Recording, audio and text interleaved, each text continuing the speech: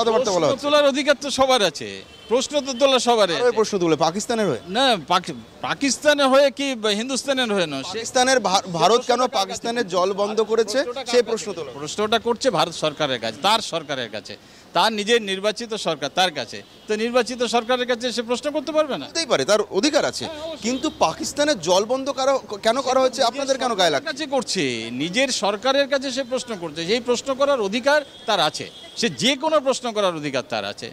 ঠিক করেছে, প্রশ্ন করেছে। আমি 50টা প্রশ্ন আজকে এখানে তো করবো। পাকিস্তানের জল বন্ধ করা হয়েছে, এটা আপনি ঠিক না বেঠিক মনে করছেন? পাকিস্তানের জল পৃথিবীর কারো বন্ধ করা উচিত নয়। প্রত্যেক মানুষের জল এমন একটা জিনিস, কারোই বন্ধ করা উচিত না। ওটা একটা জল চুক্তি আছে, আন্তর্জাতিক চুক্তি। আন্তর্জাতিক চুক্তি তো এইভাবে লঙ্ঘন হয় না এরকমভাবে। এটা উচিত হয়নি। হ্যাঁ, জল যদি বন্ধ করে থাকে সেটা তো আলাপ আলোচনার মাধ্যমে, যেহেতু এটা চুক্তি, আন্তর্জাতিক চুক্তি, সেটা আলাপ আলোচনার মাধ্যমে সেটা হওয়া দরকার। যাই করুক, চুক্তি বদল হতে পারে, আলাপ আলোচনার মাধ্যমেই হবে আন্তর্জাতিক চুক্তি। একতরফা তো হয় না। তাহলে আমাদের থেকে যারা শক্তিশালী তারা আবার কিছু করবে, এটা এভাবে তো হয় না। নমস্কার বন্ধুরা, আমার নাম ধ্রুবজ্যোতি সরকার। দেশদ্রোহিতার কম্পিটিশনে বাম নেতারা। ভারতবর্ষ বাঁচাতে গেলে সবার প্রথমে এই বামেদের ব্যান করতে হবে ভারতবর্ষ থেকে। এদের পাকিস্তান মাওবাদী প্রেম এতটাই উগ্র যে এরা নির্লজ্জের মতো গণতন্ত্রের অপব্যাখ্যা করে চলেছে। মানুষ ঘেন্না করতে শুরু করেছে এই বামেদের। খোলাখুলি পাকিস্তান, চীন আর মাওবাদীদের দালালি শুরু করেছে এরা। এবার ভয়াবহ মন্তব্য মানবাধিকার কর্মী তথা এপিডিআরের সম্পাদক রঞ্জিত সুরের। তিনি বলেন পৃথিবীর কারো জল বন্ধ করা উচিত নয়। তার মতে এটা একটা আন্তর্জাতিক চুক্তি, সেটা এভাবে লঙ্ঘন করা যায় না।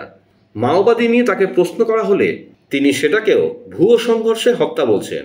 এইভাবে বিনা বিচারে ভারতবর্ষের সংবিধান, রাষ্ট্র ব্যবস্থা, বিচার ব্যবস্থা সমস্ত কিছুকে উপেক্ষা করে এইভাবে ভুয়ো সংঘর্ষে ধরে নিয়ে গিয়ে হত্যা করা, বিচার করা, এইটাতে হচ্ছে আমাদের সবথেকে আপত্তি।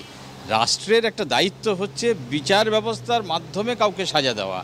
কোনো পুলিশ বা কোনো সিআরপি বা কোনো মিলিটারি সে কাউকে ইচ্ছা করলে গুলি করে মেরে ফেলতে পারে না। তার কাজ হচ্ছে সে তাকে ধরে নিয়ে গিয়ে আদালতে সোপর্দ করবে, আদালত বিচার করে তাকে তার অপরাধ অনুযায়ী শাস্তি দেবে। কিন্তু আমরা এই ক্ষেত্রে দেখতে পাচ্ছি, এই যে ছত্তিশগড়ে বা মাওবাদীদের ক্ষেত্রে, যে গোটা রাষ্ট্র ব্যবস্থায় তারা কোনো আইন কানুন মানছে না, তারা সংবিধান মানছে না, তারাই বিনা বিচারে হত্যা করছে। এইটা নিয়েই আমাদের আপত্তির মূল জায়গা।